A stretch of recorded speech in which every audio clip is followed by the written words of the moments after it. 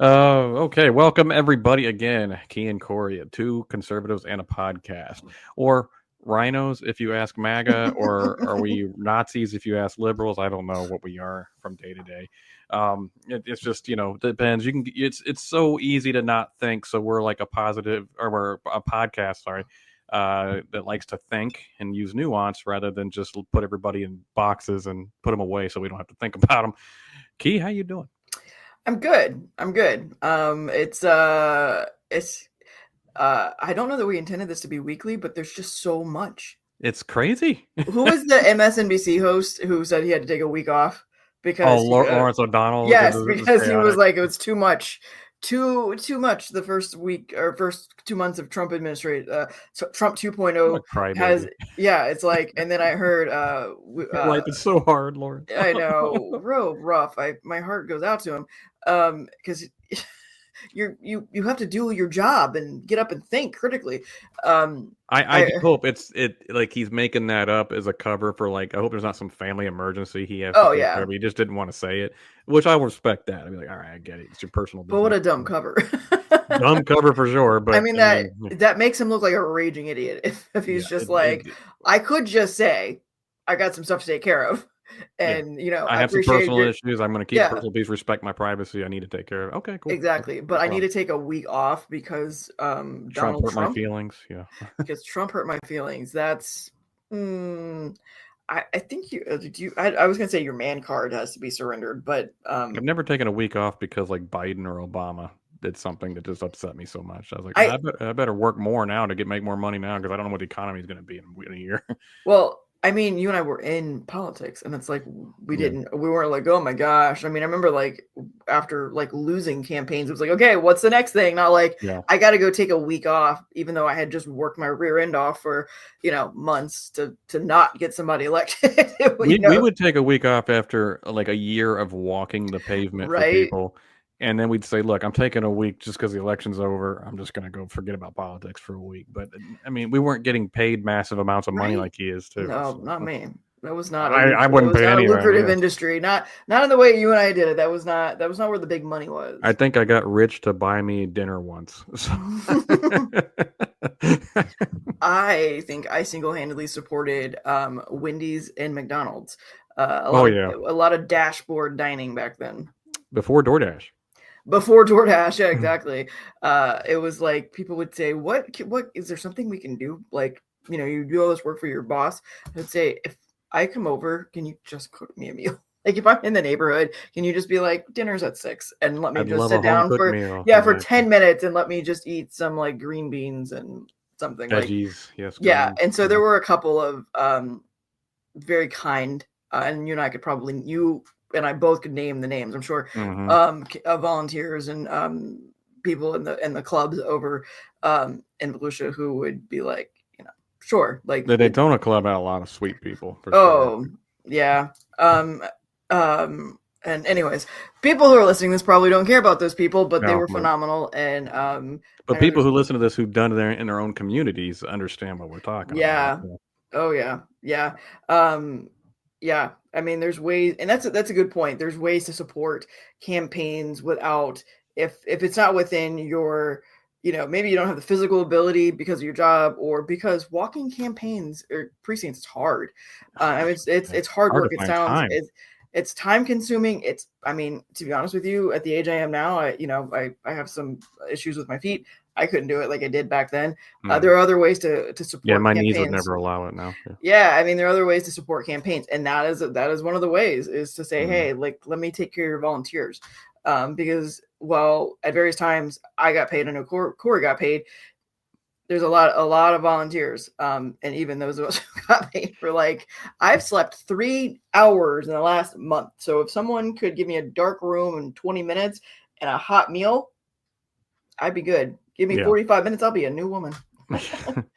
Anyways, it was a big week for Trump 2.0. Oh my gosh. And we're going to start off with the big hot topic everybody's crying about or else excited about. I don't know, whoever you talk to, is the tariff motive going on with Donald Trump. He's been a big tariff guy, as we know. he's going harder on them. I mean, it's just like we went back in his first term when he said, tariffs are bad, tariffs are bad. He goes, well, I'm going to tariff even harder now. And he he's told his first term to hold his beer. yeah, jeez. And there's, look, as far as tariffs go, there's good and bad. This is a nuanced discussion. This isn't like tariffs good, tariffs bad.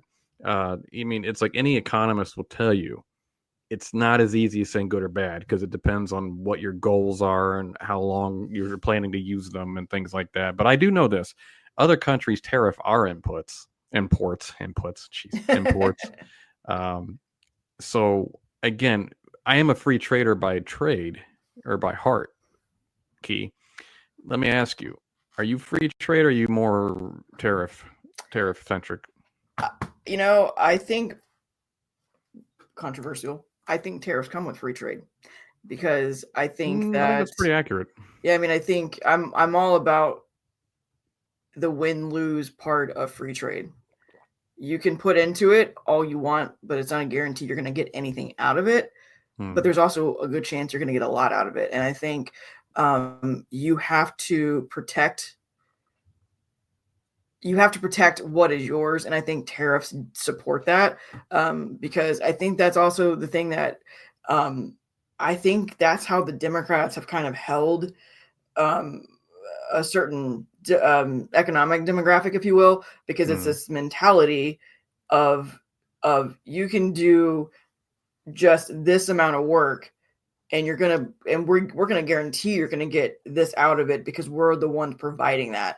Where Republicans, and now I'm just going into capitalism, is like, well, you can get up and you can work your end off and you can be a millionaire, or you can maybe make $90,000. I mean, it's how you play the game and a little bit of luck. And I think that's where tariffs kind of come into it, and it's sort of circuitous route to get to that. I think tariffs are a necessary evil to keep the free market free. Yeah, and I think there was a time where tariffs made no sense when the economy was different. Under the Reagan years, I would have never supported heavy tariffs because it was more of a brick and mortar. There's just certain things we couldn't mobilize fast enough. So you need to be more willing to trade with your partners to get resources maybe you're kind of short on. But now we're in the information age where people literally just make money off consumerism. And so, it's also just complete. We just live in a completely different society. To your point, I mean, like, exactly. I know that Trump likes to, position himself as Reagan's second coming, but the reality is he isn't that on any level, and even on a policy standpoint, he couldn't be, because things like Amazon just didn't exist. I mean, internet shopping. I mean, everything is at your fingertips now. That was not part of Reaganomics. There was. There wasn't instant gratification in terms of I want it, I'm going to buy it. You know what I mean? Under the Reagan administration, you actually had to leave your house sometimes to I say that jokingly because now it's just like, I'm on the train riding to work and, I need toilet paper. You didn't have that under the, well, it shows what the value we place on certain things that really don't produce much. Like we used to place a lot of value on steel workers and auto workers and things like that. Whereas nowadays it's social media influencers, people doing what we do now. It doesn't really produce anything but add revenue, and that's it. And then of course what happens is you get, like, let's just say sports figures make crazy money compared to what they used to make. I mean, just insane. I mean, you think about, like, I remember when Larry Bird, who's one of the best basketball players ever, you want to know from Boston. I'll second that. He made $1 million rookie contract, and then back then that was like, holy crap, you're paying somebody $1 million, and now it'd be like, really, only $1 million? So that's cheap. That's not even the 12th player on the team makes that. But anyway.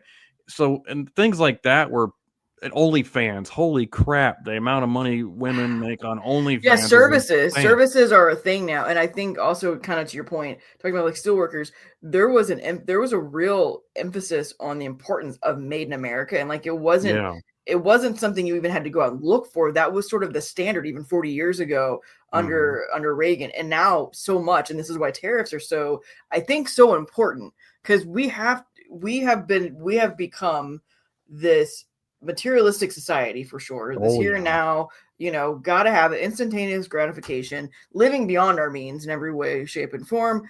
And I think in order to make that model successful, we've had to go outside of the borders, right? We've had to go, to China and other countries where things are cheaper, but they're literally cheaper. Things don't hold up like they used to. My husband has a lot of, he's by trade is a plane mechanic, has tons of tools. And I remember when we first got married and he was just out of college, there was like the old school guys were like, yeah, you'll drop, $10,000 on tools and they'll last you your entire career. Now the mindset is you'll drop like $2,000 in tools, but you'll have to do that every 3 to 4 years because they're not holding up.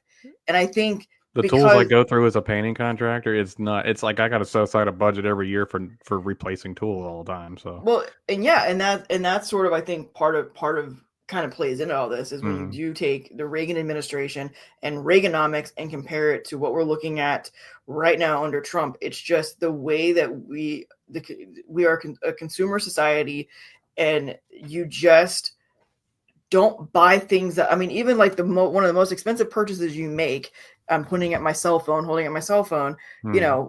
pay $1,100 for cell phones, and some people, myself maybe included, every couple of years we replace them, and it's like, you would have paid good money like that 40 years ago and been like, I'm going to hold on to this forever. Like this is a long-term solution. Now we see these things as short-term solutions to whatever problem they're solving. So that said, in order to shift, I think the American mindset in terms of looking at America first in terms of consumerism, America's no longer competitive. Yeah. In terms of like, it's like, I'm an inventor. I created this widget. I'm not going to go ask an American manufacturer to build it. I'm going to go to China. Because it's going to be cheap. And, if anybody's watched Shark Tank, your valuation can come in much higher because you're like, I charge $50 for this and it cost me $1.97 to make. Yeah, exactly. And on top of that, you're right. I think the short-term, I'd say more long-term resolution to tariffs is, things are going to be more expensive, but that's the reason you want to create them here to make them cheap, to make them reasonable again. But again, that creates new markets. And it's hard to find. I mean, even I went to college like 10, 12 years ago. It's hard to find the markets where we can find, more competitive jobs in today's economy. It's a little bit different than it used to be. And don't get me wrong, I'm not going to discount innovative technology and things like that kind of supplanting some old practices and stuff like that. I mean, it's like the old adage of what replaced the typewriter, the computer, obviously. So I mean, I get that some things have just been replaced because they're antiquated. But that being said, overall, the mindset has completely changed in how this economy works and how people make money. In fact, I work a lot harder than a lot of people, and they make crazy amount more money than I make. And I have an actual skill. I have a trade. You do. And it's like, and I think it's actually gotten to me like, wow, I make like, maybe my business makes in the 6 figures, but my personal self's making not 6 figures. And and I'm working my butt to the bone there, and I'm like, but then some pretty girl can go on OnlyFans and make $40 million, and it's just like, with just nothing but her feet. I know, it's like, okay, something's off here. So I went from, you can understand why people would change. Like myself would be more, I'm okay with tariffs in some degree because I used to be a free trader completely, but things have just changed and you have to change with it. And I think Trump is actually kind of right on this. Not to mention these countries like Canada, Mexico, and China have been putting tariffs on our imports for years, and we just sit back and okay. Well, I think we always think of America as like the superpower in terms of strength, but we need to be the economic superpower. And I just don't think that we are that anymore. I think the tariffs are a step in that direction. Now, I could be very wrong on that. Obviously, I think he's playing a long game in a short time, That's why he's so super aggressive with it. Yeah, exactly. So, I mean, I really do think that you've got to bring consumerism back to America, and you've got to make people want to do business with America. And I mean, love Elon, hate Elon. That's the reason he came to America. was because And of why he moved out of California into Texas and things like that. yeah, Where environments are better to do business. exactly. And I mean, that was one of the things, you and I are both sort of like, lukewarm on Rick Scott as the governor of Florida. Mm-hmm. But one of the things that Rick Scott did, and I'm sure you remember this, that was smart, because I think people have forgotten on the national stage with Rick Scott, for people who are aware of him outside of Floridians, is he was a businessman. He was something to do with medicine. I forget exactly what It was HCA Columbia Hospital merger, and there was a big scandal with that actually. Yeah, But there was. I just forget exactly what his involvement was. Well, actually, they didn't even investigate him because they saw 2 sets of books, and he didn't have the second set. Is what I remember doing a ton of research on him because I was concerned about it at the time when he ran for governor. Yeah, and it was the Frist brothers who remember Bill Frist and company. Yeah. It was the Frist brothers who were involved in the. That's why you never hear from them anymore. Were involved in the cooking the books aspect of it, and he took 2 hospitals, merged it with 90 others, and he became CEO. And I think they almost wanted him to be a fall guy, but honestly, he came from Section 8 housing and did all that, so it's like pretty darn impressive. Oh yeah, I know he's impressive, and what he did is he took that that mindset of big business mindset, I suppose, and he would call. And he also started Solantic, the urgent care type of place, and they made him sell it when he was a governor, and he sold it for like $60 million. He goes, "Great, you just yeah. You're saying that. I'm remembering that now. I'm remembering that. He said, "You funded my next campaign. Thank you." Ooh, and he did. He won too. But he would cold call companies and say, "Hey, I'm Rick Scott, the governor of Florida. You got Wawa here." Yeah, he says, if you guys come down to Florida, we've got 200 and something miles of coastline, and Disney World and Sea World and the Everglades and all the things. And oh, by the way, no tax on state income, and I'll give you a tax break if you want to come put your headquarters down here. And it was smart. And it's like I think governors need to drive industry to their states, but I also think that I think the president needs to kind of do that. Yes. In terms of, I mean, obviously Rick Scott is generally cold calling, or at the time, this is years gone by. Obviously, a governor would cold call maybe an American company and say, "Hey, relocate." Where I think the president needs to be doing that same, on a much different scale, obviously, with countries, and being like, or international, like international brands. I mean, look, Volkswagen has jumped all over the place. I mean, we know them as a German company, but they actually most of their cars are manufactured down in Mexico. I mean, they kind of jump, they jump wherever. And I think it's wherever they can get a good price. Of course. And I think that's the whole thing with the tariffs, is it's trying to incentivize and decentivize the gouging of the benefits of doing business with America, and the exports that America does have that are critical for these other, and even if that export or that thing that we're exporting is customers to these companies that are then not bringing that money, and it's not benefiting America any. No, and not to mention, I gotta believe that Donald Trump, I don't have any proof of it, is talking to these business CEOs before he does these things, and kind of understands. Of course, he's talking to him. He talks about the fact that he's talking about him. I mean, you're right on the money, because he literally gets up and he's like, I like how he is. He's so full of himself. I don't have all the time. I don't have time to name every company. I mean, look at companies like Apple, who's coming back to America.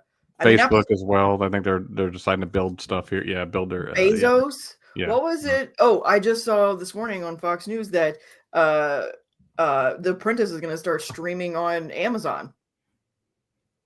I mean, that's fine. Again, this is consumerism.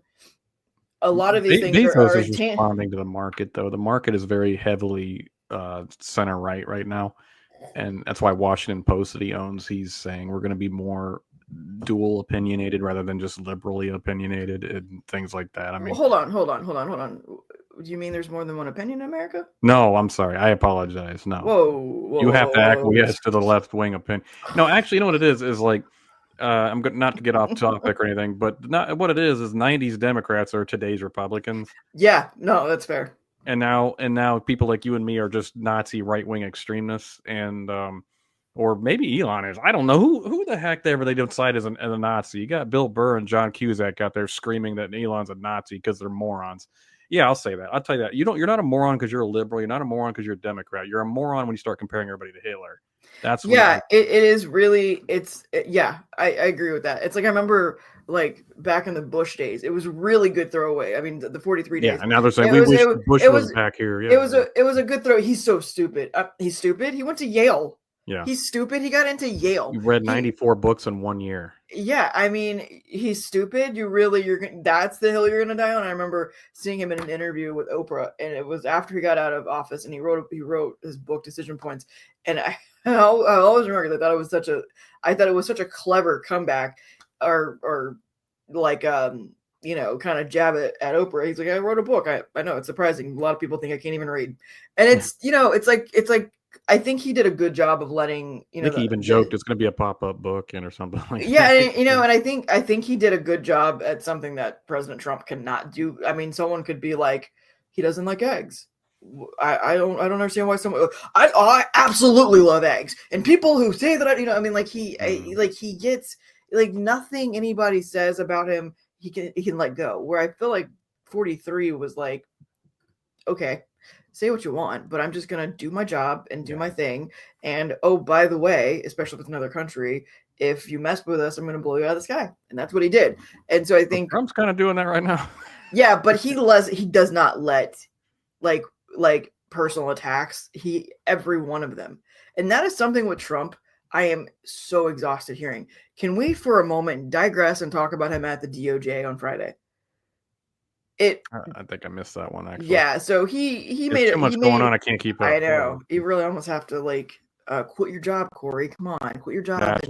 I should just pay attention. Yeah, no, he stopped. He made a historic stop at the DOJ on Friday, and my husband got upset with me because my comment at the end was he played the YMCA at the end of his speech at the DOJ, and then did his little dance, and I'm like, this isn't a campaign stop.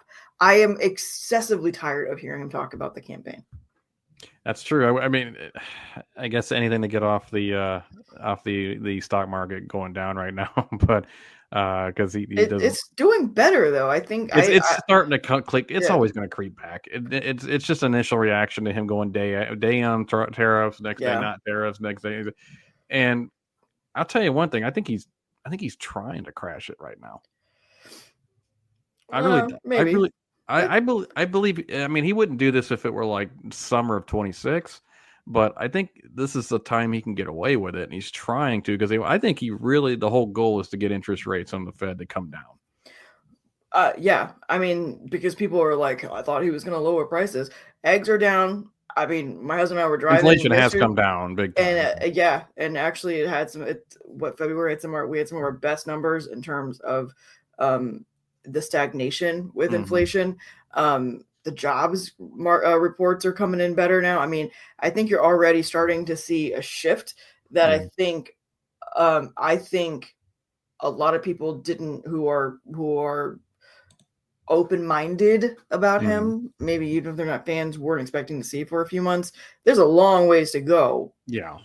But I do think you're starting to see things that are impacted by people's reactions respond a little bit more positively to things. I also think that there was how if you get into a cold pool, you're like, oh my gosh, at first, and you're just freezing and everything in your body just wants to jump out of the pool. But if you just settle and just let let your blood start to flow the right way, you're like, this is not comfortable, but I'm getting used to it. Would I prefer to be in a hot tub? Sure, but this is starting to feel normal. And I think that's it was just everybody did a cold plunge on January 20th, and I think we're all starting to go, okay, well, it's warming up a little bit. It's feeling a little bit more normal. We're going to have some volatile moments, but I think it's because he's ripping some Band-Aids off that desperately needed ripped off. Yeah. I mean, I'll say it right now. The last 4 years of job numbers were complete BS. because it made me sick when we finally let people go back to work after COVID, after holding them off for a year.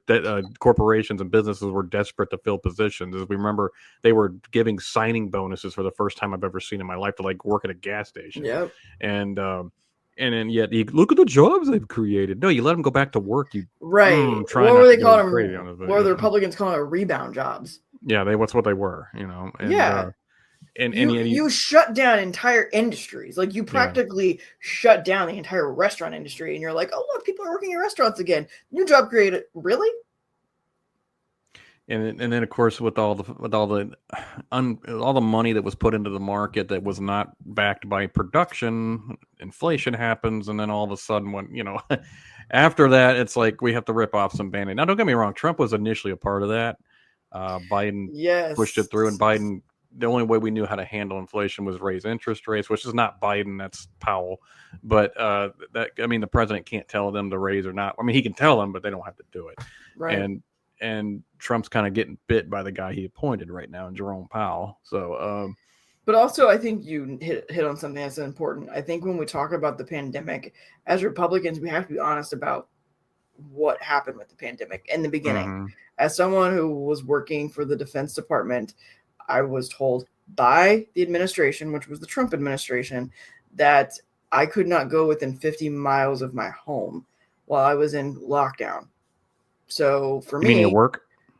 No, once they sent me home. Oh, gotcha. I couldn't leave. I couldn't go within a 50-mile radius of where I lived. And now how they were tracking that exactly, I'm not 100% positive, because it's not like they had like a tail on. So you just stopped working, because that's what that means, is when you were home, you didn't work at all. I mean, the way that's exactly it. I definitely pulled a paycheck to do nothing for. That's awesome. But not unlike what I'm doing now as a deferred resignation employee. I'm certainly not getting paid to do nothing. I'm on administrative leave now. I'm now doing the thing that I was accused of by this administration, but now it's thank you for your service to our country, because I took one for the team. So it's a weird, it's just weird. But yeah, I mean, I just think my point is with the pandemic is it's important to note or remember, not note, but it's important to remember as Republicans, especially people who are like diehard MAGA, it was Trump who shut down the country for a while. Because no. According to them, it was only governors, and then Trump comes back, and I have so many quotes of him saying, "No, I was on my request that they shut it down. It's all me." Oh gosh, we are. As we record this, it's March 16th, and I know that March 16th, 2020 was the day they sent us home and said, come back in 2 weeks. And 5 years later, we went back. We got a 5-year reunion here. 5-year mark of me doing nothing. Ironically, it is an auspicious day. But that was Trump. And then remember Operation Warp Speed. You hear the right complain about the jab, the vaccine. Oh, it was short tracked and all this stuff. Operation Warp Speed. Remind me who that was. It was Obama. No, okay, yeah, Trump, obviously. Right. And so I just think that if you're gonna take Trump for who he is and say he's the greatest president ever, and you're gonna complain about the vaccine and about COVID and then mishandling of COVID, you have to put Trump in that category. You have to be honest about the role Trump played in that, because he was the beginning of that. And I've told a lot of Republican friends who love Trump, and he was a great president, and they say that, and I'm like, well, okay, let's say you think he's a great president. The first 3 years, maybe that fourth year, he did everything you hate. He added more regulations to the government than in any time in history, and a lot of them stayed in place. And I mean, he obviously assisted in the lockdowns. I mean, he insisted in just shooting out trillions of dollars to corporations and people alike, where we were getting $1,800 whatever dollars and corporations are getting billions. It's just like, okay, guy, I mean, all the things you say you hate, he's the one who put Fauci in charge. I mean, it's like he gave the guy an award. Yeah, exactly. Gave the guy an award. Ran a campaign ad about how Fauci loved him. I mean, it's just like, y'all hate Fauci, you hate the lockdowns, you hate the jab, but the Trump. I mean, yep. Yep, and I mean the original, I believe, and I have to double check this. I believe the original mandates on vaccinations, starting with first responders and our military, that was a Trump era thing. Because I mean, obviously, as we know, he didn't leave office until January 20th, and I know that we got the shot in August because we did take it because I was a federal worker and it was, once again, a Mandated. really crappy position we put in, and that was Mm-hmm. your livelihood Hey, or your body, your choice, Key. that. Yeah, yeah, that's a slippery slope there, my friend. That is one that you and I could, because we get, I think, a little irreverent when we go down that particular rabbit hole because of just the insanity of that particular statement and everything that's involved in it. But yeah, uh, it all started with him, and for him, and I think that's the struggle with politics in general. It's like nobody's going to stand up and be like, yeah, I'm not, not knowing. If you go back and read decision points, as I go back to often with George Bush, you'll find there is humility in the presidency, but in general, with at least the last two guys, and I would argue Obama too, there's no humility there, and there's no, yeah, I could have done that better. Or yes, I mean, because like Rubio's great at this. Like they've the left media has been like, oh, you thought this and you said this, and he's come back and be like, you're right, I did then, because this was the information, or this is what was happening, and this is why I've changed. Not because I'm whimsical, I'm like I'm fair weather, and I only stick to things When you while they change in a matter of weeks or months, I question it. But if it's over time, like years, I'm like, all right, I could see where some things would shape your opinion. Like when people try to tell me, oh, Ron Paul hasn't changed anything in 40 years, I'm like, that's not a positive. No, that's not. A lot has changed in 4 years. But anyway, let's get it back on the tariff thing real quick. We'll Yeah, finish that up and then we'll get to. we got off on a tangent. We always No do. way. I know, not us, yeah. But it's funny, the idea that I think he's trying to, like I said, I think he's trying to bring interest rates down because just think about it, these businesses are going to come back to America, right? And because they like, I got to stay the American market. I have no choice. So they got to come back here and start building to have a market here.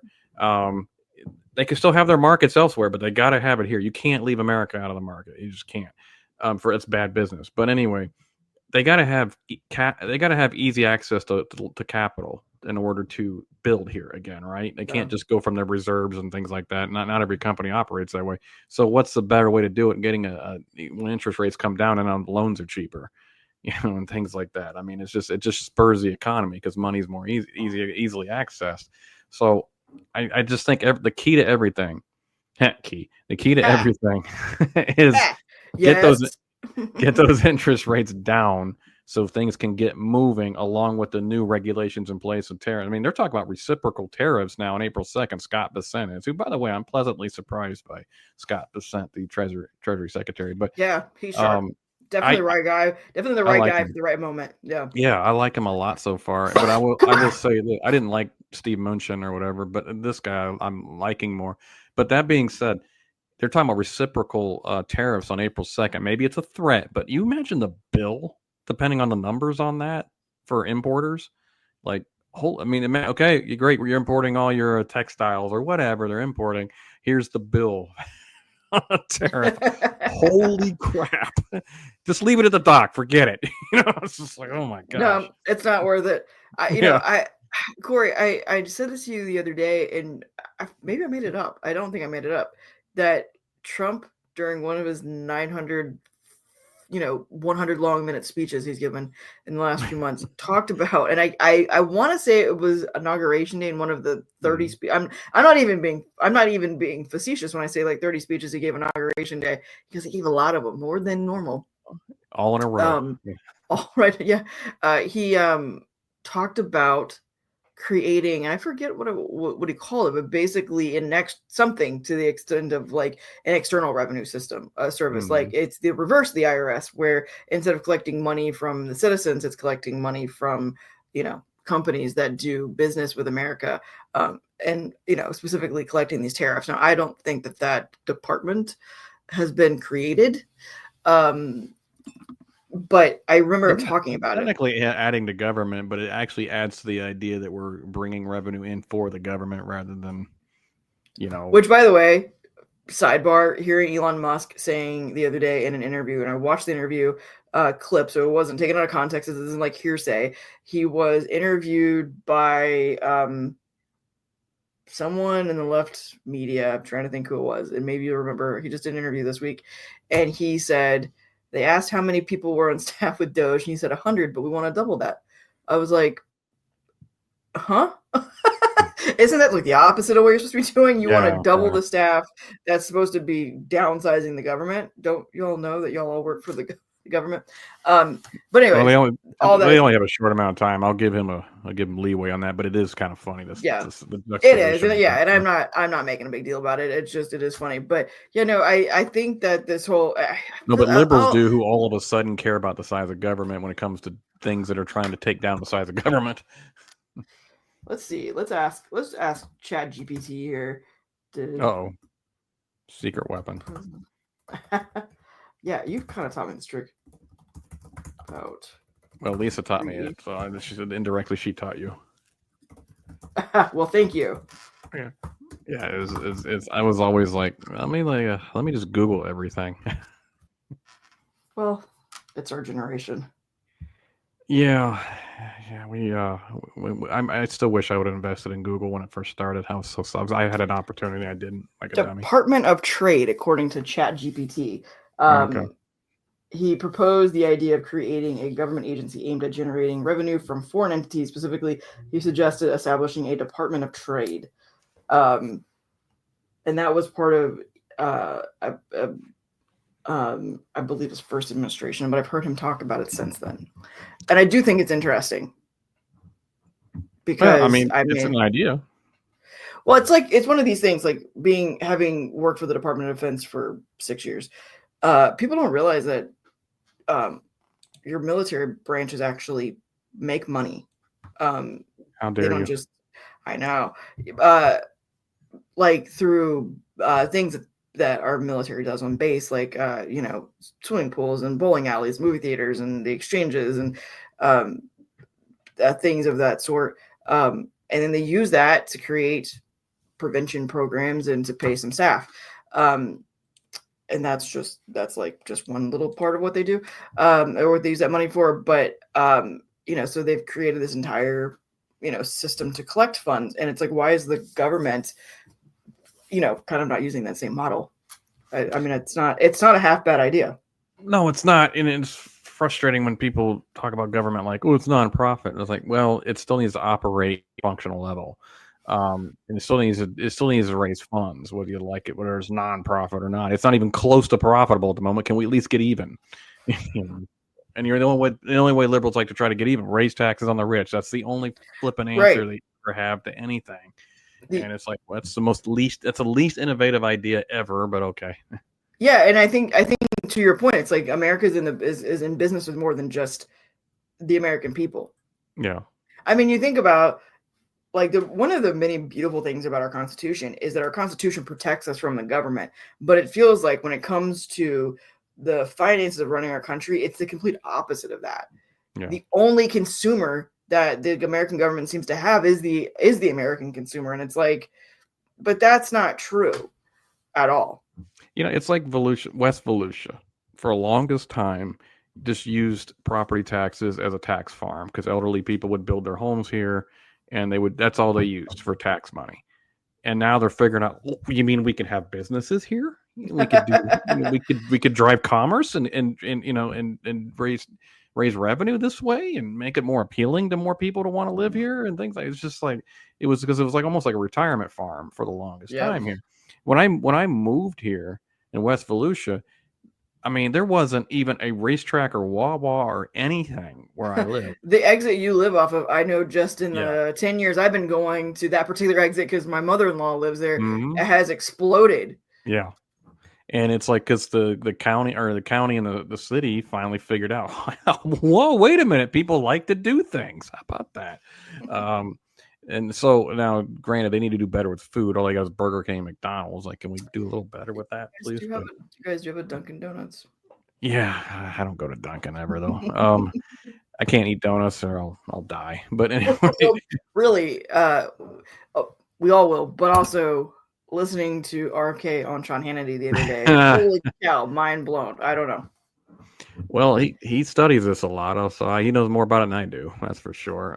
But I obviously Who's going to make America healthy again? A lawyer, an environmental lawyer. That's the guy that's going to make America healthy again. totally saw that coming. But again, he was an outside the box hire, which is kind of what I liked. Yeah.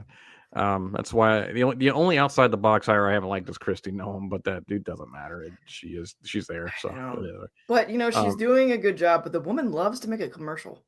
She's a Have you seen the op commercials? Have you yeah. seen the commercials for THS? I'm like, why? She's trying to run for president and she doesn't have any real accomplishments, so she's trying to like look at me. Well, do you remember the commercials they used to have for, was she South? She was North Dakota. I forget which Dakota she's. South Dakota. I confuse her and Doug Burgum, who, by the way, is that guy. I'm impressed by him. I wasn't. I knew I was impressed by him in the primary, but I knew he didn't have a chance. Like I was like, this guy, he's not presidential material. He's perfect for secretary of something. Like he is maybe like the actual secretary, like he's stenographer and everything. He's just recording stuff. No, I mean he's excellent in what he does. He's an excellent cabinet member. Kristi Noem she's like, I don't know. I'm a lady who loves a hat, but it's like this long hair. Like you see Tulsi Gabbard when she goes out into the field. I mean, she's like, she looks like military. Yeah, she's like, she looks like a woman, but she wears the hat in a way that's like, I'm wearing a hat because I need to wear a hat, not like I'm just gonna make it look. I don't know. Now we're splitting hairs at this point. She's trying to look photogenic, yeah, but Tulsi Gabbard is trying to get the job done. That's Tulsi versus Kristi. If they run again, and they run in the primary, even though I probably agree more with Kristi on some things, I would vote for Tulsi. So, yeah. But well, that's another point. Something you and I were talking about over the last couple of days. That's a whole nother conversation. Just and it'll be upcoming in 2028 for sure.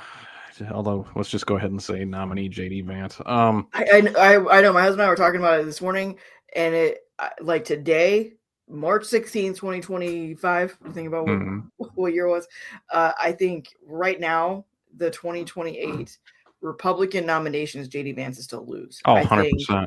I think that, and what was also refreshing about the conversation my husband and I had this morning was he said, I hate that I like JD as much as I do because like us, he's a huge DeSantis fan. I said, but what's so great about you being excited about both those guys? Their combined age is less than our former president, the last president's actual age. Like, I mean, yeah, like I'm actually by like 2 years. They're older by 2 years when you combine their ages. So these are two young men. We have a bench. Yeah. We have a bench and we have a young bench. Yeah. And I think that if 28 isn't DeSantis' time, I mean, he's not even 50 in 28. He's got some time to play it out and to do some other stuff and to get involved in different areas, and who knows, maybe he becomes Secretary of State one day or SecDef or something in another another administration, and kind of building him up to Attorney General, something like that. Yeah, and putting him in kind of a Reagan-esque position to become, like that elder statesman that's done all these things. And because Reagan was so old when he became president. It's funny, people thought he was what was he, 60 when he came, 64 or something like that? When he became president, people were like, he's so old. And now we're like, hey, if you aren't knocking on 80's door, we don't want you. Yeah, exactly. No need to apply. You're 60, you're way too young. But it's what was the second topic we were going to get on to? We got the shutdown. Oh, shutdown that didn't happen. That's right. Showdown. Yeah, there were Democrats last second, like, okay, we'll vote for it. And, actually, I got to tell you, I was surprised at how not last second it was. The fact that it was earlier on Friday, like Friday morning, when Schumer came out and said, no, we're not shutting it down. But I think, one, I think Johnson pulled a Nancy Pelosi, and it was perfect. He said, "Vote it in and get the heck out," and got his hair done without a mask on. No, he went insider and did trading. something. What do you mean by there's a lot of things? There's a lot of things. Had somebody pull the fire alarm. No, sorry. He sent everybody home. Get the heck out of DC. He said, we ain't coming back to vote on this again. So if you send this back to the House, it's a shutdown because we've done our work and we're out of here. So I mean, that's a page right out of Nancy Pelosi's book, and it worked. As much as I can't say that I like Nancy Pelosi, she's very good at what she did. Yeah, and still, I honestly still think she's the one running the party. But bewildering. She's like 89 years old or something goofy. I think she's 86 actually. I feel like I've looked this up. Let's chat GPT it. Okay, so she's about to turn 84 because her birthday is March 26th. So her birthday is in a week or two. So 10 days from now she will be 84. So hey, she can still run for president. She still has a good shot at it because Joe was 82 this year, I think is how old. I forget when his birthday is because I said I forgot. Like I actually knew that information. You weren't gonna get him a card? I was gonna get him some ice cream. He does love. I love ice cream too. That's like one thing he and I agree on. Yeah. I listen. I'm for. I really really want Cory is one of those. Have you seen the Ninja Creamy machines? I haven't. Oh my gosh, I've let my husband know that. Is that a soft serve?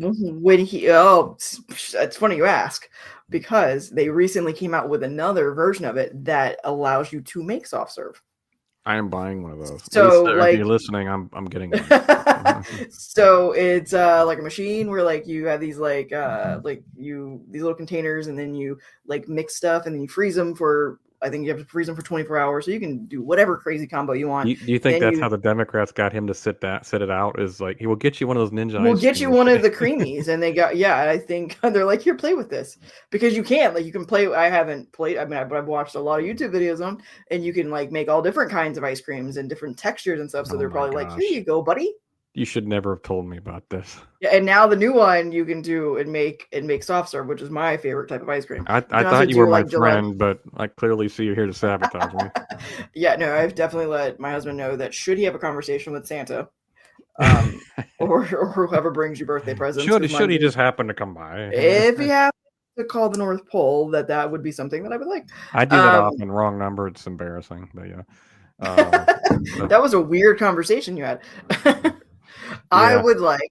So the shutdown was, excuse me, the shutdown that didn't happen was interesting because I think that you're seeing for the first time in a long time a fracture within the Democrat Party.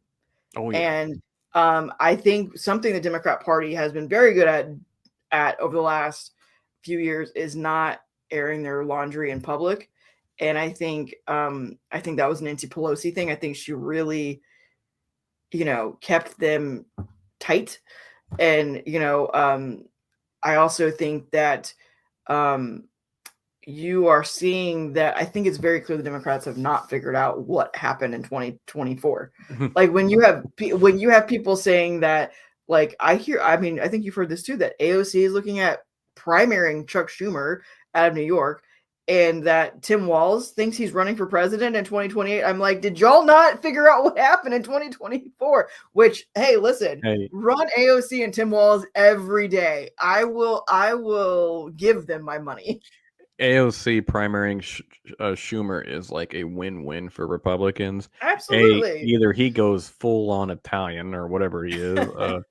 No, he's not Italian, but he acts Italian. So he's got that greasy hair. Okay, I'm getting us canceled for sure. And that's into that show. Yeah, exactly.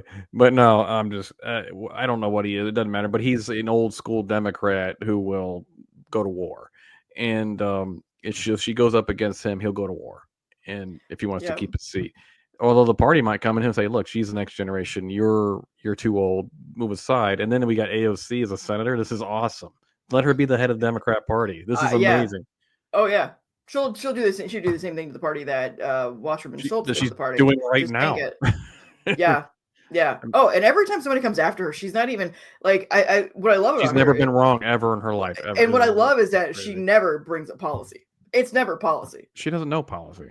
She knows feelings. She knows vibes. She doesn't But know policy. but also I think it speaks to the fact the Democrat Party is their what is their platform right now? We hate Trump. We hate Trump. We hate Trump. He's a Nazi. Men should be allowed to play in women's sports. Mm-hmm. Like that's their platform right now. And I'm like, did y'all not get the memo November 5th of 2024? Hey, you know who also didn't want men to play in women's sports? Hitler. Yeah, I heard that. Everything we do now, Hitler must have done. Hitler did that. You know, I will tell you, and I said this to you earlier, and you know, we pride ourselves on calling balls and strikes. Chuck Schumer did the right thing. Yeah, he did. He did the right thing. Shutting down the government. You cannot be the party that stands up there and says federal workers should not be treated the way they are, and our veterans should not, you know, because you know the Doge is impacting every nook and cranny of government, and then shut down the government and say everybody that we are mad that you're firing, guess what? Y'all are all furloughed now.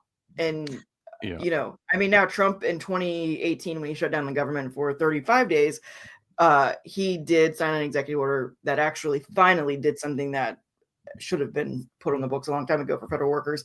And I say this not as a federal worker, but I think as an American, is that during a shutdown, it is now law or executive order that it is required for federal workers to get back pay during that time, because you're losing, you're going home for like you're not doing anything. And here's the thing is we are not the revenue is still there. It's just being reappropriated, right? But anyways, so Chuck Schumer did the right thing, and I will say that you know, something that I don't think I ever thought I would say. I think the heroes in this, in terms of working to galvanize America around, you know, or just working to unify, maybe that's the word that I'm looking for, Americans. I think Chuck Schumer gets the credit for that this week, because that was a hard thing to do, because that did give Trump leverage, but it was the right thing to do. I will give him credit for finally voting for it, but the fact is he and Hakeem Jeffries still tried to play games with it. Yeah. He's still a Democrat. I mean, I'm not. They bald-faced lied about, like, oh, Medicare, Medicaid, and Social Security are all getting cut and all this stuff. It's a bunch of hooey. It's crap. And they just straight up lied to the American public. And then Schumer sat on the Senate floor calling it the Republican shutdown, that they were going to vote against the CR because it was unreasonable. Couldn't vote for it. I'm like, you've got to be kidding. It's one of the most clean CRs probably ever passed. Yeah. There's no reason you couldn't vote for it. There's nothing in there that's objectionable to the point where you had to shut down the government. So stop it. And it's still a much better option than this one big bill that Trump was trying. You know, they really were trying. Bill. Yeah, they were really, exactly. They were trying to get it on the bus. And you and I were, before we started recording, we were talking about, we had to go to ChatGPT. This is not we are not sponsored by ChatGPT. We had to go to ChatGPT and ask when the last time was we had a budget. And to be honest with you, the fact that ChatGPT and Google were and Grok having hard, and they were all confused as to when that was, says that it's been one, let's be clear, passing a budget is a complicated process. But the fact that they're you know, it's as complicated of an answer as it is ridiculous. But the point is the fact that Trump did not get the omnibus that he wanted because he didn't have the votes in the House and the Senate. I still like, that's a win for the Democrats. And so, you know, it's a win for Republicans too, to be honest. It is. I'm not a fan of the omnibus. I'm not either. That's it's when not you a get budget. pork.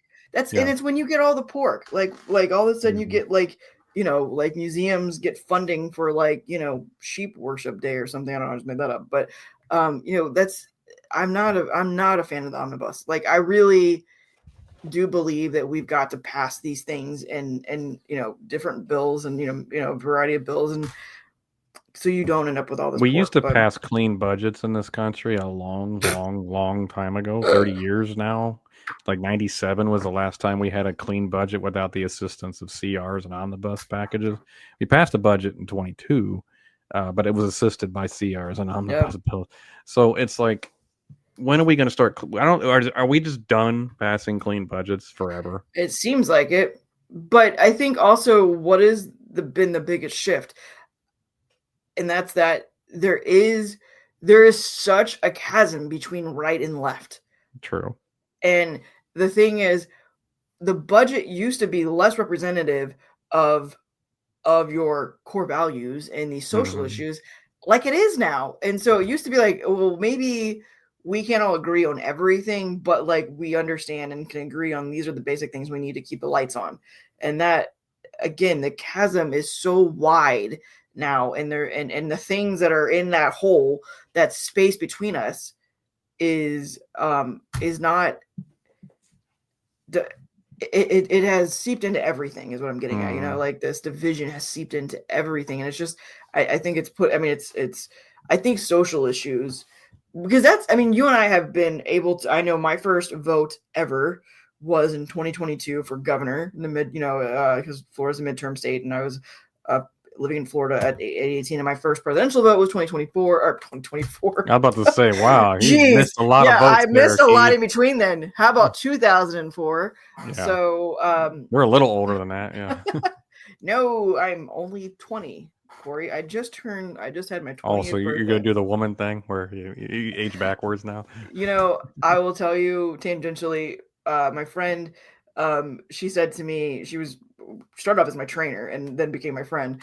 And she said to me, don't ever say to me, you have to work out. You say you get to work out. Like your body has all the things that allows you. And I've taken that mantra and kind of flipped it and used it on a bunch of different things. And I think to myself, I don't have to age. I get to age. Like what a gift it is to age. Like I know plenty of people who didn't make it to 40 years old. So not to be macabre, but to be grateful for the fact I that actually think that's a good outlook. I mean, in all seriousness, it's a good outlook, because I'm over here like, oh man, my knees hurt, my hips hurt, my back hurts, everything hurts all the time. Oh, that's not to say that I don't feel like, exactly. I can't eat the crap I used to eat. My stomach won't handle it. Yeah, no, that's not to say that I don't feel 40. But I long for the days I could eat a whole pizza and not gain any weight. It was awesome. Ooh, I know. I had pizza for lunch today, and I brought the leftovers home, and we had it for dinner. And I was like, the next day, I was like walking around, my belly was hurting, and my husband says, I'm like, I had pizza twice yesterday. He goes, oh yeah, that wasn't like, we're both like, oh yeah, shouldn't have done that. And my pizza twice, I think I had like between the two meals, I think I had 3 slices of pizza total, and my body was like, no, we're not doing that. That was a lot of cheese. Veggies, need some veggies badly. What is that? I don't know. So I do think fairy tales. I know. I feel like sometimes, like with vegetables, like and good food, especially having been in the office for the last 2 months, it's like, it's like when it rains and like you see like the trees, they look like they're just like, oh, thank God, rain. I think it's like, or like my internal organs, like, oh, thank God, something I can use. Broccoli. Oh, broccoli. Oh, I can use this. What is this? It's not French fries. There's a great Louis C.K. bit about that where he's like, my stomach's like, 4 donuts? Really? What am I going to do with this? What am I going to do with it? I told my mom when I got my first Apple Watch, was like my watch like, oh man, I got a boring one. I got one that doesn't do anything. Because like your Apple Watch like tracks all your stuff. And it was my Apple Watch like, oh, come on. Does she even know why I exist? Like I am, I'm supposed to track steps. She doesn't take steps. I'm going to track how many times she gets up and goes to the refrigerator. Like with my Apple Watch is totally bummed. Like, oh man, kind of like my dog is like bummed that we aren't like, hey, let's go for a run. So yeah, no, going back to the shutdown, I think that who won in the shutdown would be my question to you. Who do you think won in the who do you think was the winner? I'll tell you right. Under the current circumstances, I think Republicans won because Democrats are at such low approval ratings, and they pitched a fit when Republicans just passed a clean bill. So, and it's just like they pitched a fit. And it's the thing is, I think people are getting tired of Democrats constantly crying wolf about everything. And this has been going on for a while. This has been building for a while. I think they're getting sick. It's like that's why we joke around. Yeah, double down on calling people Hitler and racist and everything. Keep doing that. because people are sick to death of it. They haven't gotten the memo that the Exactly. roadmap that they're using to get to the place they want to go. It's got potholes. You can't get it. They're cutting all the entitlements again. Oh, I've heard this before. It's like I always say to every Democrat who cries about it, like, when did they cut it? When? Yeah. You've been screaming about this for 25 years. When have they done it?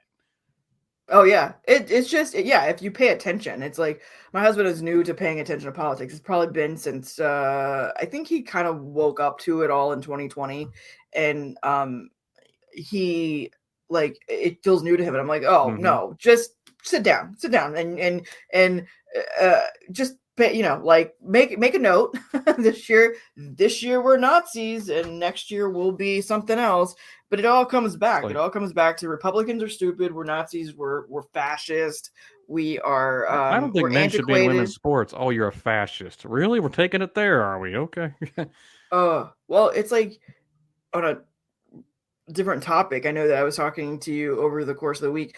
I had seen where somebody was posturing that Tulsi Gabbard could be setting herself up, which I would say unintentionally so, because that's not her speed to be the nominee in 2028 or down the road.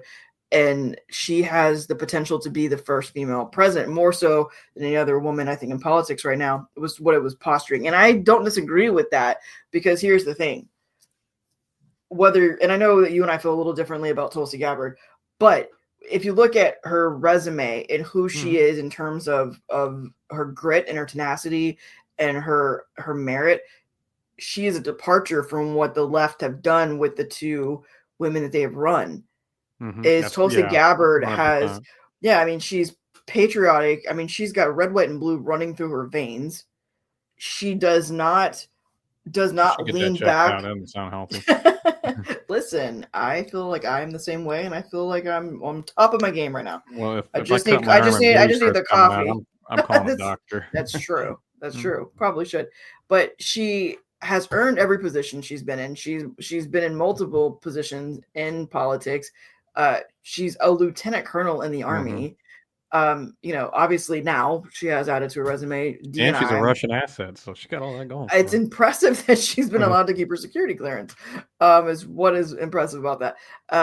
But she's everything the Democrats haven't tried doing, and that's being pro-woman without telling everybody you're pro-woman. Like everything that she's done just says women belong in the places. What is it that RGB famously said? Women belong in the places where decisions are made.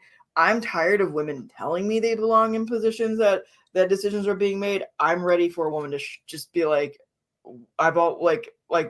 what's wrong with me being here? Like, don't tell me that. Like, I get, you know what I mean? Like, I get tired. Like, I feel like that with Tulsi Gabbard, that's not what she's doing. She's just walking into a room and being like, you can question why I'm here, but I'm not going to sit here and rattle off, all these identity politics boxes that she does check, but they don't mean anything to her. She's just like, look, I love my country. I'm for that's a radical concept. It actually is, which is sad. She has served her country multiple times, multiple tours to Afghanistan, I believe, and Iraq. I don't really know exactly where she's deployed. I'm going to pretend like I know her entire, exactly what she's done there. But she's done more than most, and I think she was only a Democrat because she was Hawaiian. I think that's fair. But I think I guess what I'm getting to is I think Republicans have proven that identity politics doesn't work. And a couple of times, like I think when McCain picked Palin, we tried identity politics. And then we went, oh, this doesn't work for Republicans. Because also it doesn't work. Identity politics don't work. It's generally insulting. I never want someone to be like, well, you're really good at that for being a woman. Well, that's the only reason why I team up with you on the podcast, because you're a woman. Well, that makes sense. I wasn't the best and the brightest. I needed to pretend I cared about a female perspective. Fair. Can't even keep a straight face. What people don't know is that I talk and then Cory listens to it later and just responds. Like, this isn't even done in real Exactly. time. I can't be in the same conversation. So conversational space. That's actually Cory talks and then I just respond. I send him audio responding to things he says later, so he never has to hear a word I say. And I just splice it, exactly together. And he tells his girlfriend how to vote and what to do. Oh yeah, definitely. It's hard being bicoastal and having to boss her around. Just add a black Jewish gay guy to the podcast, we could cover so much ground. What's so ridiculous is how ridiculous all of that is, but how relevant it all is. It's easy to make fun of. It's so stupid. Yeah, it is. But again, it is funny. We said this last week. It's not funny at all, actually. Democrats look at people in voting blocks and they look at them in these identity boxes. And for a party that is so aware of how a person's skin color, their faith, their other, I don't know, their sexual orientation, all these things, what that means for them as far as part of the way they vote is shocking. How rampant anti-Semitism is in this country. One, it's anti-American to be anti-Semitic. It's anti-human to be anti-Semitic. And you want to call us Hitler? Remind me again who the biggest anti-Semite has been ever in the history of humanity. Bush. Wrong, Cory, wrong. Well, who's worse, actually Hitler or the guy they called Hitler? So that's what you got to think about. I mean, my money's still on actual Hitler. Okay, so you're just way off. I don't know what to tell you. If I listen to MSNBC long enough, I will potentially change my answer. It's ironic that O'Donnell's taking a break for a week. I've taken a break from MSNBC for like 20 years. You know what's funny is I remember like they're right after the election, like the day after the election, like they're like our numbers are higher than they've ever been. I turned on The View for the first time in maybe ever on November 6th just to watch them have a meltdown. So I'm like, I have no doubt they claim higher ratings that night. Yeah, we don't know why. I have no doubt there were other people who were like, what's going to happen? Oh my gosh. My friend and I who were watching the election that night on 4 different channels, spearheaded on MSNBC at the end of the night, we're like, oh, I can't wait for the meltdown. It's going to be great. Oh, I was flipping back. Joy Reid, wow, she ran a flawless campaign. Okay. I was at Arlington National Cemetery the Monday after the election. It was Veterans Day. And as is customary, the president and vice president make an appearance. They lay a wreath at the Tomb of the Unknown. And so I was within, probably 300 yards of Vice President Harris and President Biden. Not even that, actually. Actually, a good chunk of his cabinet. Blinken was there. The attorney, it was Secretary of State. Oh, geez. I literally lost the Biden people's Secretary of State, Attorney General. Jill Biden was there. Doug Emhoff was there. Joe Biden was there. Harris was there. I'm not sitting there like name dropping. I was in a room with these people. It was just interesting to be in this crowd. I was not mingling. Let me be clear. It was open to the public, and my best friend and I went out there. We were. That was exactly it. But also, here's the thing. So I was sitting there, and they President Biden made a gesture. He's on stage, and she's sitting over to his right in a box next to her husband and Dr. Biden. I'm sorry, I actually said that like I could say that seriously. Jill Biden, the first lady, slash president. It was slash cabinet runner of the cabinet. She had the auto pen. Yeah. She had the auto, yeah, right. Here you go, Joey.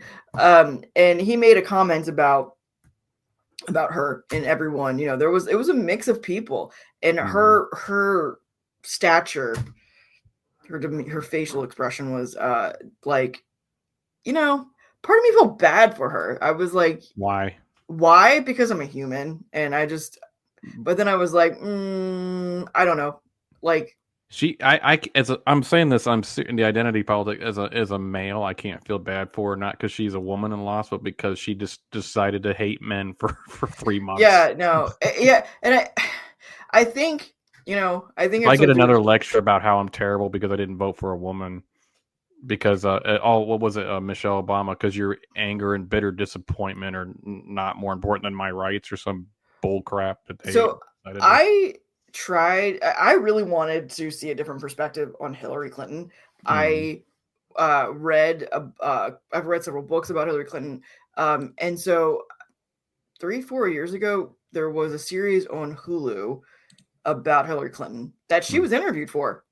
Like, she's in it. Like, this isn't like some hit piece that was done on her. Like, she was in it, and so were her top aides. I mean, like, it was like people, and Well, nobody's going to do a hit piece on her, and she's done a lot of hit pieces on people. because she'll actually get a hit person, hit person on them. And I, I, that you don't want to be hit on by a Clinton. It has totally different connotation. Yeah, and it's different for both of them. Or is it the same? One of them's less painful, I think. So I wanted to feel differently about her, and I came out of it going, I feel bad for you. Like, I feel bad that this is like your life. Like you are as robotic as you've seen. Like, when I say I feel bad for her, it's not like, oh, poor baby type thing. Yeah, it's not. I'm like, I just feel bad that this is the life you've chosen for yourself, I think, is what it was. If that tracks. And I remember the thing that stands out to me about that series was this, and I know I've shared this with you, Cory, before, is she talked about how people just don't like her. And she was talking about how there's this parable of this man falling off of a mountain, and he looks up and he says to God, I've been a good father, I've been a good husband, I've been a good steward in my community, I did all these great things. And God goes, there's just something I don't like about you, and he kicks him off the mountain. And she said that was her life. That was her like analogy of what her life was. Like, really, you don't understand why people don't like you? No. Like it's like there's just something about you I don't like. I'm a perfect person. Why don't people like me? I thought it's like just listen to that out loud. Yeah, did you hear yourself? Did you hear what you said? Like, people don't like when you do, they like think you're so great. And well, that was one of her staffers was saying, is she always knew, like they would say to her, like, Mrs. Clinton, or whatever they called her, Mrs. Rodham Clinton, because she was a bunch of different things, right? They would say, these are these are your favorability numbers, and like, let's say that she was at 60%, she would go, yeah, that means 40% of Americans don't like me. And that's got to be weird when you're on the national stage, that you really can't quantify how many people like you and don't like you. But if you're like Bush, you got to put in perspective, that's kind of common. It's like half the country's not going to like you. Well, and it's like, Romney said it, and people got mad at Romney for saying, well, those people are never going to vote for me. But he's right. He was 100% right. Yeah, and I don't think there's anything wrong with, like... No, his only mistake was backtracking on it. Right, exactly. But it's true. I mean, because it's like, and, Trump said in his speech, the joint session of Congress, that, what would be the State of the Union for the year, is he said, Democrats aren't going to like anything I say anyways. And it's like, maybe Trump calling out that way is a little bit, whatever. And he did go too far with it. Like, he just kept talking. But it's true. Like, why do we walk around and pretend like it's not? Yeah. No, it's his fault they don't like what he... No, they're just not going to like anything. It doesn't matter. There's a meme going around with Trump cures cancer, then there's a bunch of people holding up posters say cancer's or the cure is racist or something. I don't know. It's just like, that's just how people treat him. It doesn't matter.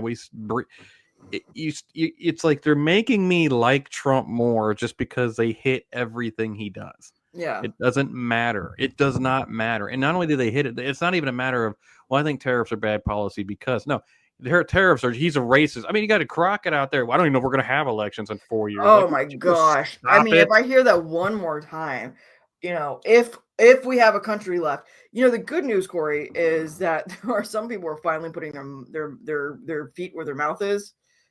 That's not what I meant, but they're moving vans where their mouth is. I mean, bad news, Cory, and this might hit hard for you, but Rosie O'Donnell is now living in Ireland. I heard about that, and I'm devastated for Ireland.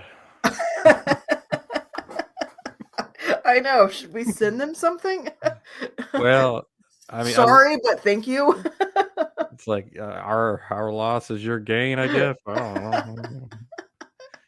Your restaurants will thrive. Ooh, sorry, that was I bad. mean, That was you're bad. I try but not to make comments like that. That was bad. well, I can say this is your comedy and your political banter is going to go take a downward trend. So, because she's never been funny, and B, her political opinions are idiotic. So, well, and of course, like apparently, now this is I did not see this for myself, but apparently her former cohorts on the View were like, yeah. I'm like, well, then why don't y'all go with yeah, it? why are y'all here then? Then y'all are what? Sonny Hostin, like Whose husband is a legit alleged criminal at this point? right with the insurance fraud. Is he a Nazi? Is that how this works? You can't call him that though, because he's I'm not because he's not a Republican. Oh, good point. Yeah, You have to be Republican to, the flag was red and yeah. It's just I just put it in perspective. Meghan McCain was too conservative for them. Yeah. That's how nuts that. Elizabeth Hasselbeck was too conservative for them. She's barely a Republican, just barely there. Well, her issue was that she was a Christian, and so that's why, dang it, yeah, I can't. And that's also why Candace Cameron berated last, is because they make it sound like the scourge of humanity is to. Candace Cameron was on that show. Oh yeah, yes, sir. That shows how much I'm on the pulse. I just keep her oh gosh, she was the governor of Utah. His daughter, her name is Abby Huntsman. Abby Huntsman. Yeah. I showed up to John Huntsman Jr.'s presidential in Orlando when he announced he's running for president. I got invited by Fortner and a bunch of other people. I showed up in flip flops and a t-shirt.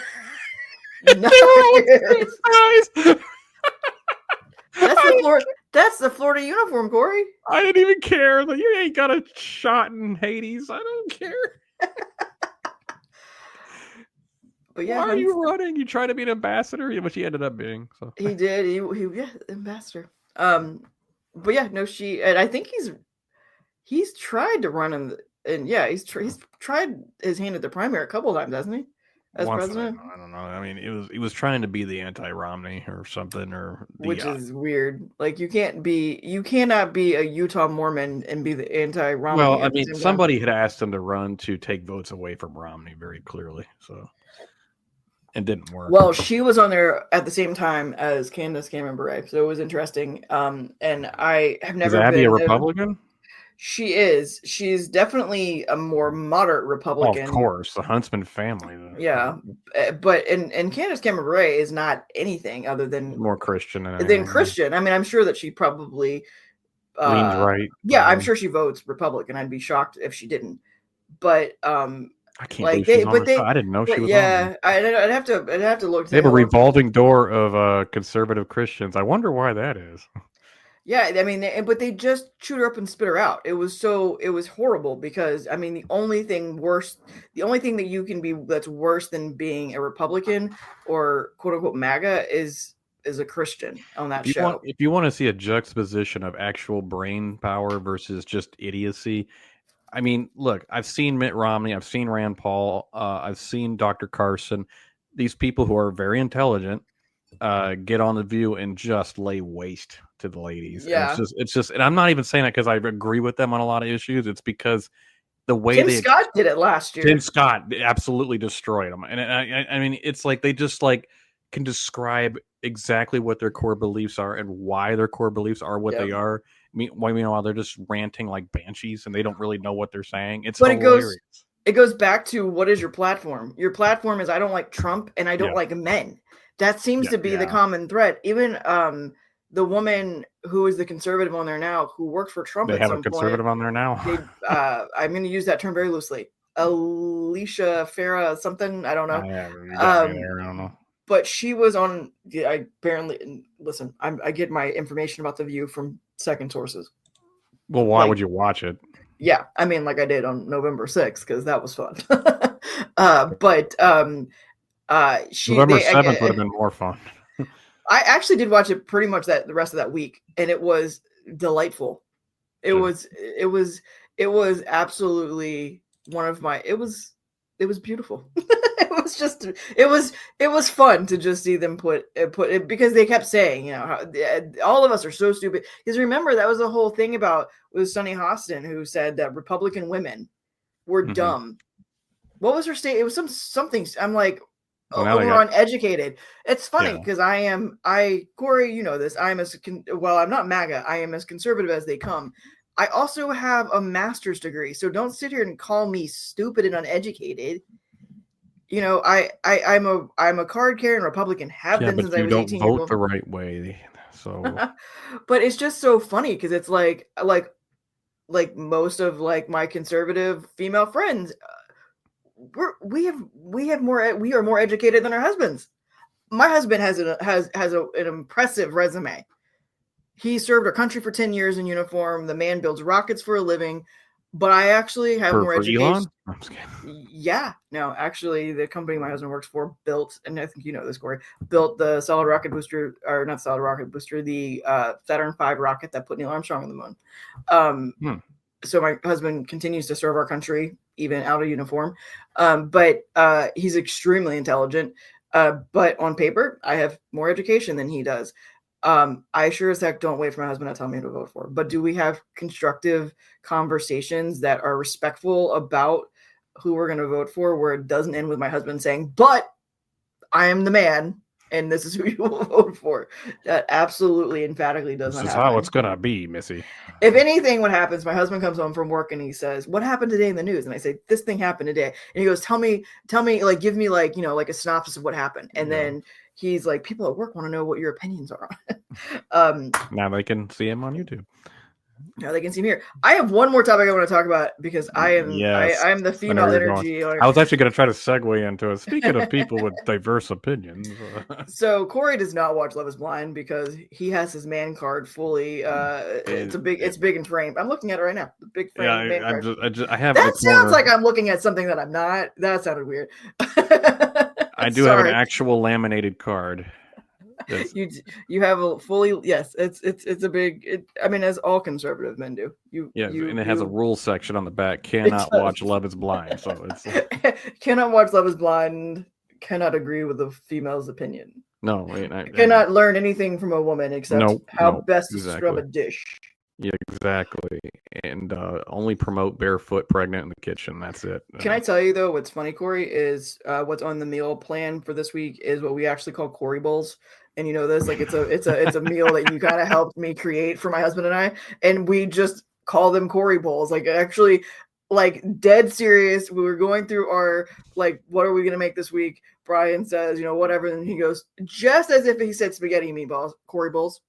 So I'm only saying that because I don't know about like where does your man card? What does your man card say about sharing recipes with your friends? I'm allowed to cook. And the Cory bowl is the ultimate man card thing because it's literally whatever you want in it. It is. And for me, it's just like literally hearty foods like potatoes and beef and chicken and all kinds of stuff. So, yeah. But I mean, does your man card allow you to share recipes with your friends? Because we've definitely swapped recipes. Cory's man card does allow him to share recipes as long as they are steak and potatoes. Yes. No veggies. If it's like crepes, no, I can't do that. Yeah, we actually have not shared dessert recipes. That we have not done. I do know how to make a mean French toast, though. I've heard this. I've heard this about you. And what I haven't tried yet is the recipe that you and Lisa sent me. The Lisa burgers, yeah. The Lisa burgers. Is that what we're calling them, Lisa burgers? Yeah. Well, she brought them to me, so yeah. So we're calling them Lisa burgers. They're like little meatloaf patties in burger form, basically. That sounds fantastic. You told me that you guys made these, and they've been on my list. Good. They're so good. So what I want to talk about is Love is Blind, as was sort of teased there. And it's definitely my guilty pleasure in this season.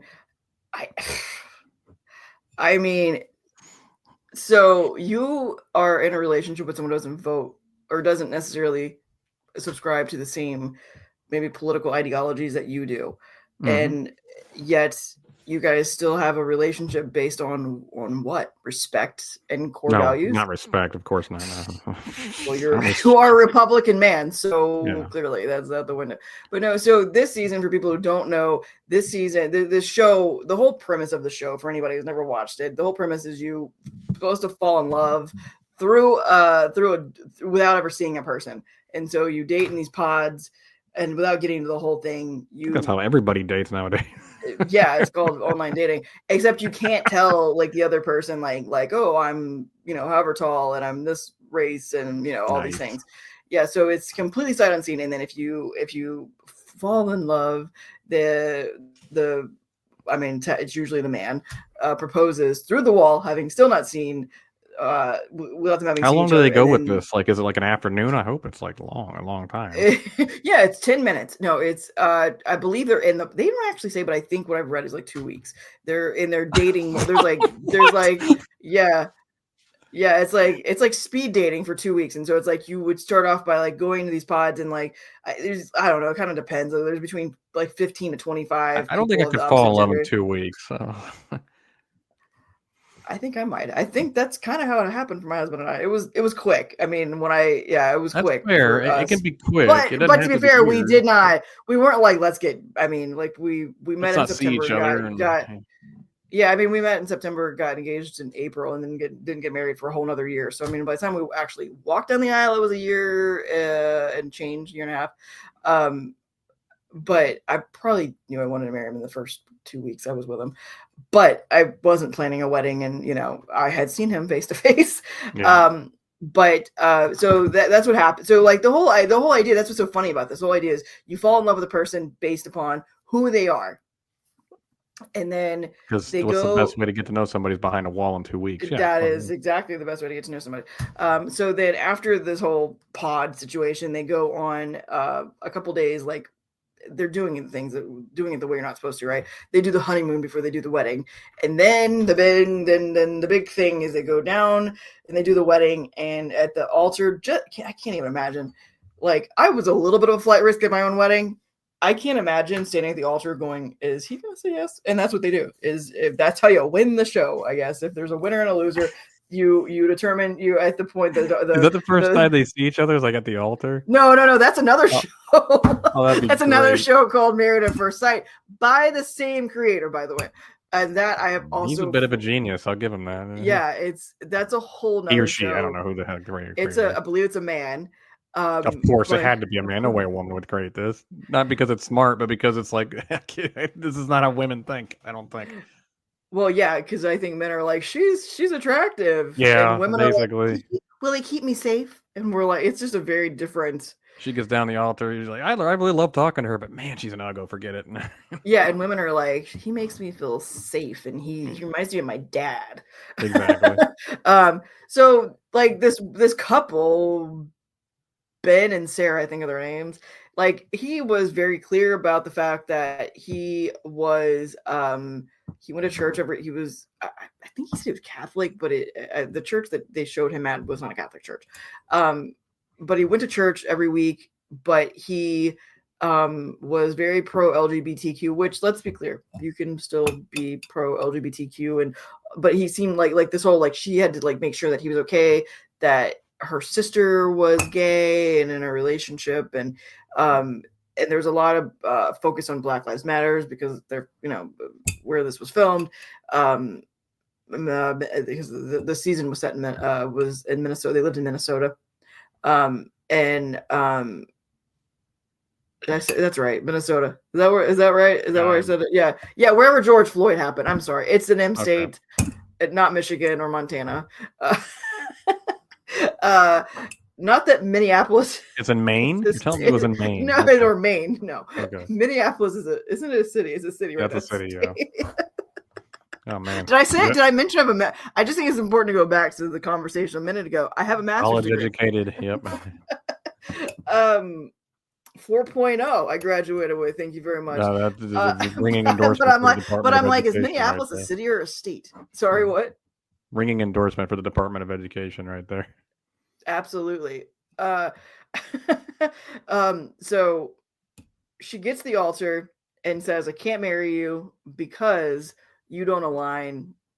You don't have a strong. He kept saying, I don't really have an opinion, like in the Black Lives Matters thing. He just said, I don't know enough. I don't have an opinion on it. He agreed that, what happened was wrong with George Floyd, which I guess that should be enough, but it wasn't. She wanted him to be, I think what she wanted him was him to be an activist, and he wasn't that, but he was a person with morals and values, and she wanted those things to be, she even said to him, would you go to like a pride parade or whatever? And he said, yeah, all this. But what it just came down to is she literally did not marry him because he was not an activist. Yeah. But there was another couple that at the reunion, the woman had said no as well. And it was interesting because there was a race thing there. They were both Black, and the man made it clear that his family had voted Republican, and the race thing seemed to be less of a thing for him. He was a devout Christian, and she said no. They had a conversation about abortion, and he had the gumption, Cory, to say that men should have a say in what happens to their children. Can you believe he said that on national TV? Well, clearly he's a fascist. Yeah.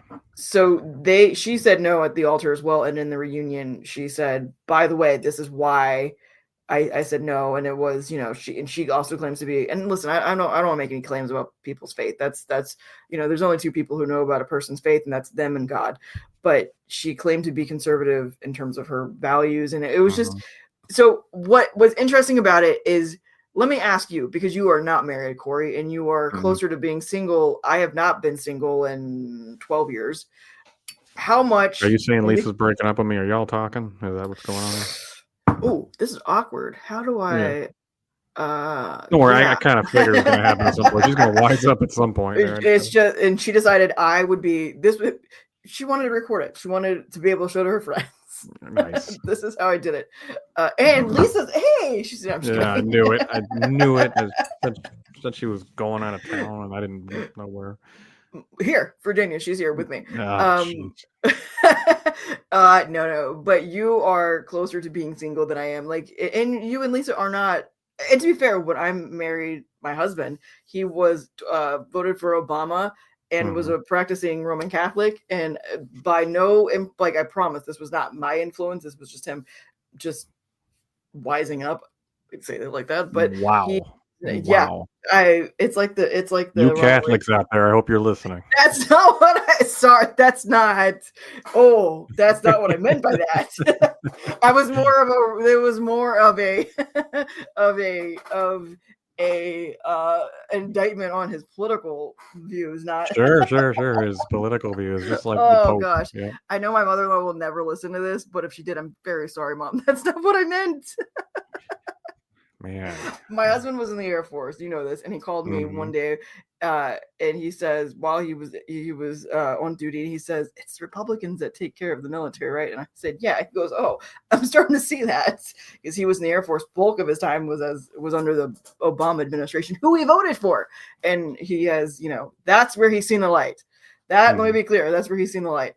But so when I married my husband, he was a twice Obama voter, a practicing Roman Catholic, and now he's more conservative than I am politically, and he is a baptized Southern Baptist. Those were his choices, not mine. Sure. So sure. I guess what I'm trying to get down to is this: how much do these things that the left wants? I think it's the left wants, because I do. Okay, let me just without commentary. How much of a impact do these things have on who you're attracted to and choose to be in a relationship with? It does, but not to her level. I mean, Lisa is smart. I already know that, and so when she comes with an opinion, I don't think she's like just willy-nilly flying off the handle about how she feels about an incident in the moment. She's thought it out, and maybe I won't agree with her, but she won't just have no reason. That's key for me. Don't just fly off the handle and go with what you think makes you feel good at the moment to think. actually think about it and be nuanced about it, and is it the right or wrong thing? And if you can come to that conclusion, okay, fine. We don't agree on a few things, actually, politically speaking, but it doesn't even remotely matter to me. And it's just funny because as a conservative white Christian male, I'm supposed to be the most intolerant of the group, and Yeah, yep. I literally just don't care. Like, okay, fine. She told me she was voting for her. I was like, okay, cool, whatever. It just didn't matter to me. But if she were a blue-haired, hating on men Yeah. freak, then obviously then it wouldn't work. But she would say the same for me if I were one of those incredibly rigid, never listen to anybody's opinions type, like crazy Southern pastor type person, Yeah. even though she's Christian. But that being said, it is important. But this woman from the clip I saw, and this is just a clip, more about it, she just was just like, wasn't even like, he didn't say anything offensive or didn't No, really he have just an didn't have opinion. he just didn't have an opinion. And that to me is stupid. I mean, I mean, if you love somebody for their character and their morals, that's obviously the base and foundation for what you should be with somebody for their Yeah. if your religious values line up, if your values in general, like Lisa and I's values in general line up. Yeah. It's just not, we may not agree politically all the time, but we're open to each other's thoughts. This woman seems to not even like want to entertain the fact that he just doesn't have an opinion on something, which Yeah. is ridiculous. It's just like, okay, well, maybe in time he will. I mean, why does that matter? And he did keep saying that to her, like I'm open to these, like everything that she said he was open to. Like it wasn't like he shut her down. Like, no, this is who I am, and this is all. It wasn't like that. And So she he's kept a good saying, man that you love, you admit right, you love, but he just BLM just did it for you. It's like, okay, you know what? If he were out here saying, yeah, gosh darn those N words, I'd be like, okay, run away. I get it. right, But I mean, I saw the clip and I'm like, I'm not understanding what was so offensive about what he said or did. And then when she was in the limo or whatever, talking to her yeah, family, yeah.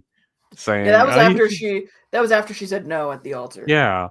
And that's when she was telling them why she said no. And I'm like, okay, this is as dumb as like, well, he's not 6 feet tall and he doesn't make six figures a Yeah, year. And I'm just like, okay, that's your choice. I'll respect that. You live the life how you want to live it, but you're gonna give up on some really good people in your life because maybe your politics doesn't quite 100% align, which is but that's how you silly. get better and stronger, and that's how Yeah, people. I think that's how we evolve and become more grounded and I think in yeah, humanity. yeah. And I will say, in her defense, she did go to service with him. She said that she had no problem with it. She did seem to be open to that. The tipping point for her, she said that she watched a sermon by that pastor where he talked about LGBTQ, and the church did support. She'd asked the guy she was engaged to if what the church's stance was on gay marriage, and he didn't know. And then she watched a sermon, and it was a traditional stance on gay marriage, and she didn't like that. But to her credit, she did go to service, and she seemed to be open to it. Well, So, that's fine, but I yeah, mean, it still seemed like better angels didn't win out in that situation, because she kept saying, I'm so in love with you, I'm so in love with you, I'm so in love with you. And then but not enough, apparently, these other things. Because to your point, he wasn't saying things that indicated that he was against these communities that she was talking about. mm, Said, like, she asked him, because her sister is gay, she said, would you go to a pride parade? He said, absolutely, without hesitation. To me, that's not that's not like, well, you know what I mean? I'm like, what more do you, what else you do you want me to hang around the gays? Are you kidding me? Yeah, Yeah, get it me my wasn't like that at cigarettes, all. woman. Yeah, Yeah, it wasn't like that at all. I think it was interesting. Also, I think it makes me a little sad because these people are about 10 years younger than you and I are. And it's just, are people of that generation, and I mean, I guess they're technically our generation, but are people of that age now looking for their complete mirror yeah, twin? like perfect alignment and everything. I'll tell you the most important thing that I've learned in a relationship, and I know my relationship's young, but whatever other relationships I've had, whatever people, which is not even just girlfriends, just like people. Yeah. Is that it's okay to be differing opinions, but you both have to be open-minded to the other person's thoughts. Right. And That's the foundation right there. yeah. Yeah. And I think that's where the discourse and politics has shifted in a Oh, cataclysmic 100%. way. And I think that's one of the things I know that I don't like about Trump is that there is no political discourse. It is vitriol, it is slander, and sure, it comes at him. If my dad was sitting here right now, he'd be like, but and I get the but there. They do come after him hard. Yeah, and this is why, while I think he is a part of the problem, I think unfortunately he has to answer a certain way because of how Democrats act. Yeah. And I'm not saying that he doesn't facilitate it too. This is a both. I mean, I hate to say both sides because it's such a cliche now, but it is really both sides. And like, I'm actually not in favor of all the Republican congressmen and women that are ripping on that one representative who's transgender, even though I don't agree with I don't agree with people transing themselves, but I'm with you. That person can do whatever they want, but I'm not in agreement with it. But stop egging this person on. It's like, okay, enough. They're a congressperson. They got elected. Now just work with them. Stop being like constant, like, you're a man, you're a man, you're a man, you're a man. I was like, I agree. Actually, it's a man thinking they're a woman, but okay, it is what it is. They're a congressperson. Work with them. Not stop egging them on. So I'm kind of like, okay, this is ridiculous. So Republicans are just as guilty, but Democrats, I remember in one of my first experiences in politics, period, was George Bush was Hitler. He was a fascist. He was a murderer. He was a war criminal. He's this or that. Now you may disagree with the Iraq War. I don't care. Please keep it to yourself. I just don't care. It's over. We're done with. We can't do anything to go back on it. But I remember back then it was constant. Like, it's never, I disagree with the war, I hate the war. It's, oh, he's literally just a dictator. He's this or that. So it's like the discourse has gone downhill, and it just gets worse with the emergence of social media in our lives. Absolutely. So I mean, so to say all that, to say this, while I don't like the way Trump works with others many times, I understand the pushback. And I think a lot of Republican voters like that about him because they feel like we've been getting chewed on and beat on for so long without any pushback. And there's part of me, Key, that I'll admit I'm a pretty pacifist guy. I like to work with others and speak with others, but man, sometimes I'm like, get him, Trump, because I'm kind of like tired. Because you called Bush a fascist, you called McCain a fascist, you called Romney a racist and a woman, what's a sexist and a fascist. Everybody we put up there, they're evil. And they try to dehumanize them too, and I think Joe Biden said about Romney, wants to put the black community back in chains. I mean, oh my gosh, I know it's so extreme. It is so extreme. Exactly. And now you're telling me that you wish we had the politics of old. Why? You treated them like garbage too. Yeah. And I think that it. I think that that's trickling into society. Like, we should never be taking pages out of like the playbooks of politicians in terms of like how to operate in polite society. But at the same time, when you are watching politicians argue the way that they do without any form of decorum, you then see pundits who talk the same way and have also decided that facts and just journalism are just things of the past. That's a bygone era. You have you and I could maybe name three. I think we'd be hard pressed to name three genuine journalists right now. The only one Brett that Baer. leaves him exactly is Brett Baer. That guy, he I really used to think Tapper, not anymore. And Brett Hume, but Brett Hume is Brett Baer's mentor. And Britt's more of a commentator now than he is a journalist. Yeah, he is. But gosh, that guy knows a lot. And I agree with you on Tapper. And even like Savannah Guthrie on the Today Show kind of toes the line a little bit. She's still antagonistic towards the left, I would say. But and she doesn't do Sean Hannity, clearly. No, I'm kidding. Rachel Maddow, Joy Reid, Joy Behar. Joy Behar. The joys. Bring back the joy in politics. There you go. Oh gosh, my grandmother's name is Joy, and she exemplifies it. These ladies. Whew. So I think that when you it's like trickle down, like what's the word I'm trying to say, like trickle down, like disrespect or something, like we trickle just down, can't. negative conduct. Yeah, and it's like no wonder people can't have conversations. I'll just say this as vaguely as I can. I have a family member who I have nothing but love and respect for, that no matter what happens, they got to pivot to how terrible Trump is. And I think that was the whole thing about Friday. I got irritated that when he went to the DOJ and played YMCA.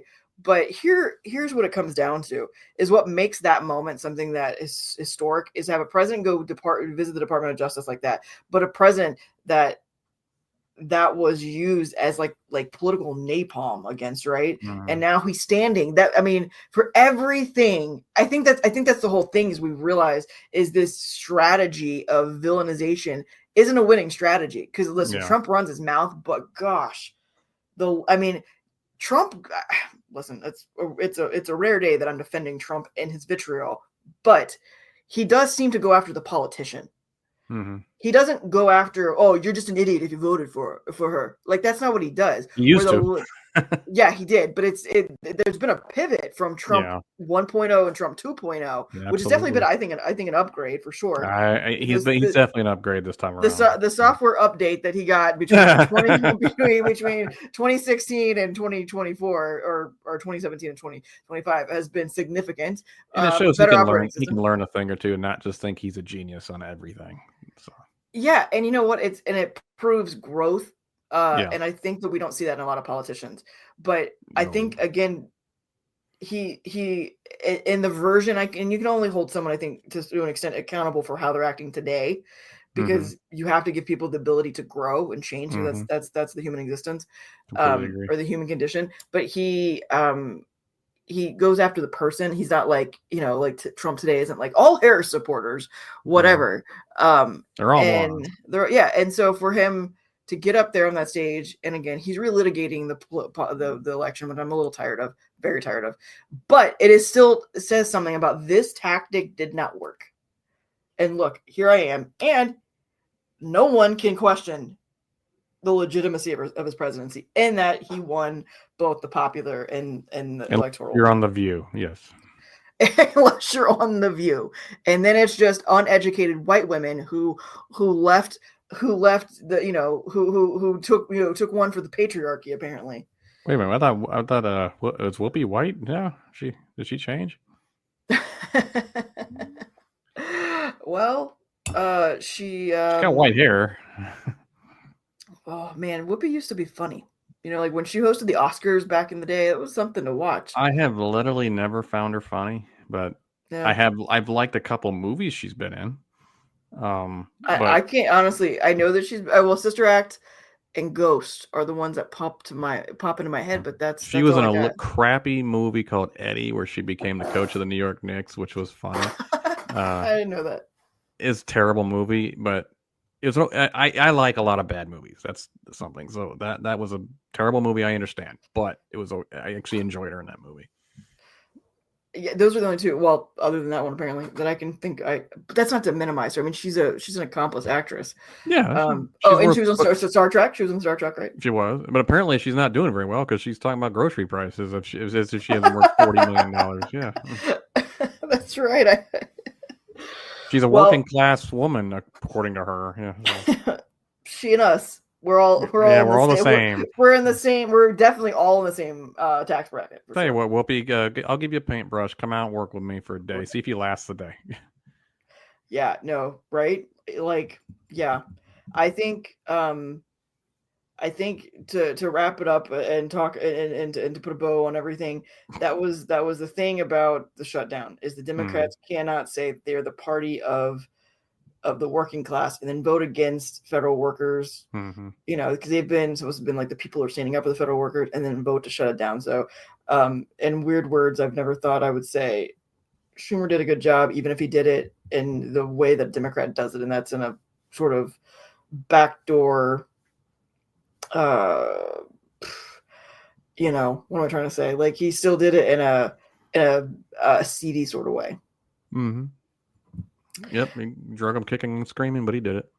Corey, we could keep talking, but alas, you got to head out, and we have gosh, it's always busy. It feels like with this administration. And then the next week we'll have 50 more things. So, yeah, because I think the next 2 weeks, I think we're coming up on the 100-day mark. The 100-day mark is quickly approaching.